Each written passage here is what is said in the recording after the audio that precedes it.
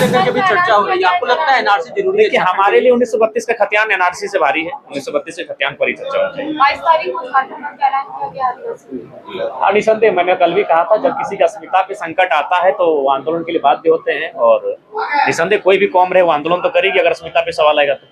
धन्यवाद। झारखंड का जो भी सौहार्द बिगाड़ेगा उसे हम लोग बर्दाश्त नहीं करेंगे।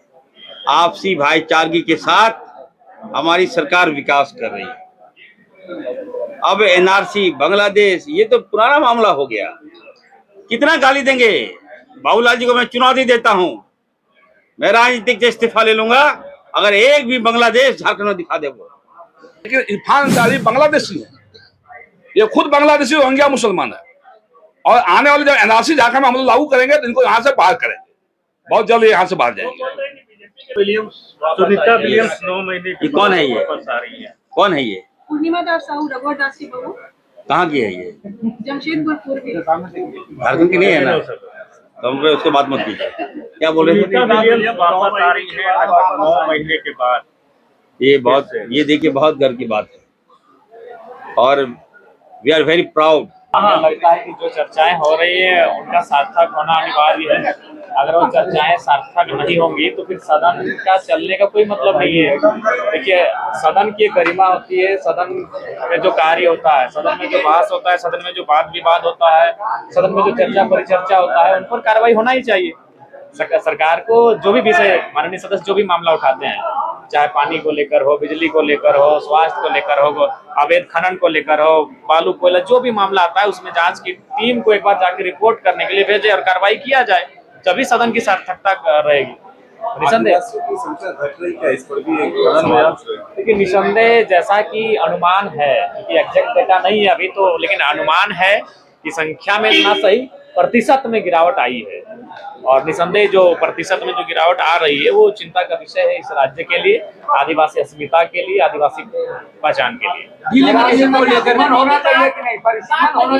देखिए, जनसंख्या के जो 1971 का परिसीमन से ही चल रहा है लोकसभा और विधानसभा, मेरे हिसाब से परिसीमन होना चाहिए, और परिसीमन से पहले एक बार जो लोग जनगणना की बात कर रहे हैं, जातीय जनगणना, वो उसका निष्कर्ष सामने आना चाहिए। चमरा लिंडा कल कहा कि आदिवासियों की सीट घट सकती है परिसीमन में, लगता है बड़ी दिक्कत होगी अगर घटी गई तो? देखिए, सबसे मेरा कहना यही है, मान के चलिए जनगणना सामने आती है और आदिवासी अगर राज्य में 25% होते हैं, और मान के चलिए परिसीमन में 100 सीटों की संख्या 25 होती है, 100 होती है, 150 होती है, तो 150 का जो 25% होगा वो रिजर्व किया जाए आदिवासियों के लिए। एससी की आबादी अगर 10% है, 12% है, तो 150 का जो 10 और 12% होगा उनके लिए रिजर्व किया जाए। जो उनकी जनसंख्या इस राज्य में होगी जनगणना के पश्चात, उस जनसंख्या के आधार पे उनकी सीटें को आरक्षित किया। वैसे में कुर्मियों को फायदा होगा इससे? कुर्मी तो 70 साल से सबसे अपेक्षित और सबसे प्रताड़ित कौम बन के रह गई है। शहादत की सबसे लंबी लिस्ट कुर्मियों की और संघर्ष की सबसे लंबी लिस्ट कुर्मियों की, और जब बात आई इस राज्य में हक अधिकार की तो वह शून्य है।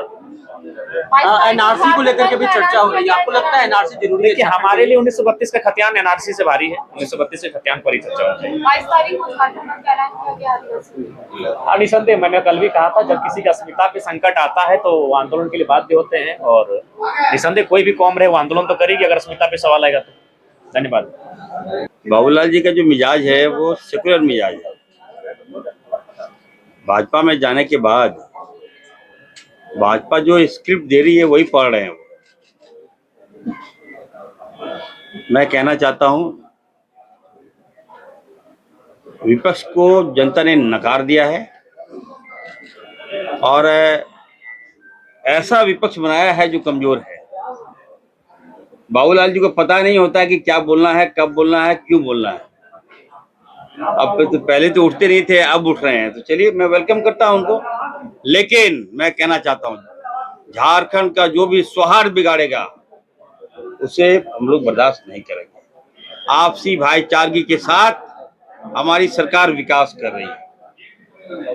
अब एनआरसी, बांग्लादेश, ये तो पुराना मामला हो गया। कितना गाली देंगे?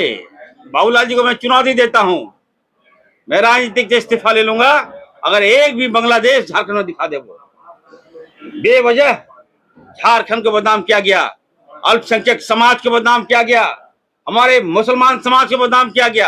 हमारे बच्चे लोग हमको कोसते हैं, कि पापा हम स्कूल जाते हैं तो हमको बच्चे लोग बोलते हैं कि बांग्लादेशी आ गया। ये समाज को घृणित करने का काम इन लोगों ने किया। समाज इसको कभी माफ नहीं करेगी। बांग्लादेशी बोलते बोलते बताइए हम लोग सरकार में आ गए। कितना बांग्लादेशी बोलना है बोलिए।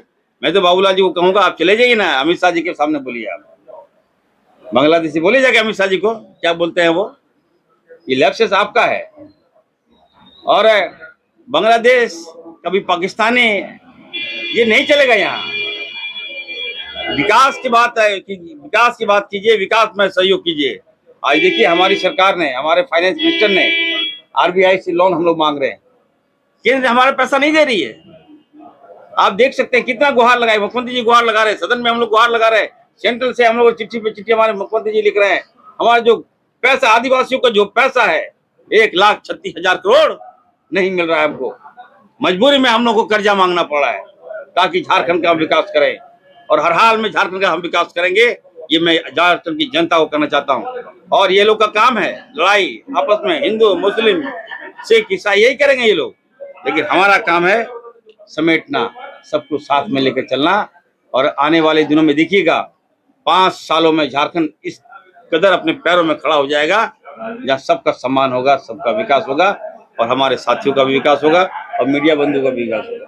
पूर्णिमा दास साहू ने आपको मुगलों का वंशज कहा है। सुनीता विलियम्स 9 महीने ये कौन है ये? वापस आ रही है। कौन है ये? पूर्णिमा दास साहू रघुवर दास की बहू, कहाँ की है ये? जमशेदपुर पूर्वी। झारखंड की नहीं है ना, तो हम उसको बात मत कीजिए। क्या बोल रहे सुनीता विलियम्स वापस आ रही है लगभग 9 महीने के बाद। ये देखिए बहुत गर्व की बात है और वी आर वेरी प्राउड। माननीय नेता प्रतिपक्ष के बारे में तो मैं इरफान साहब से पूछना चाहता हूँ, आप क्या हैं? कांग्रेस पार्टी के प्रवक्ता हैं क्या आप? कांग्रेस पार्टी के नेता प्रतिपक्ष हैं क्या आप? कांग्रेस पार्टी के प्रदेश अध्यक्ष हैं क्या आप? तो हर जगह आप भी बोल रहे हैं, बाकी लोग कहाँ गए? ये बार बार ये कहते हैं कि रघुवर दास जी को मैं नहीं जानता कहाँ से आए हैं। तो मैं खुद कहता कि रघुवर दास जी तो राज्य के मुख्यमंत्री रहे हैं, यहाँ का स्थानीय निवासी हैं, लेकिन इरफान अंसारी बांग्लादेशी है।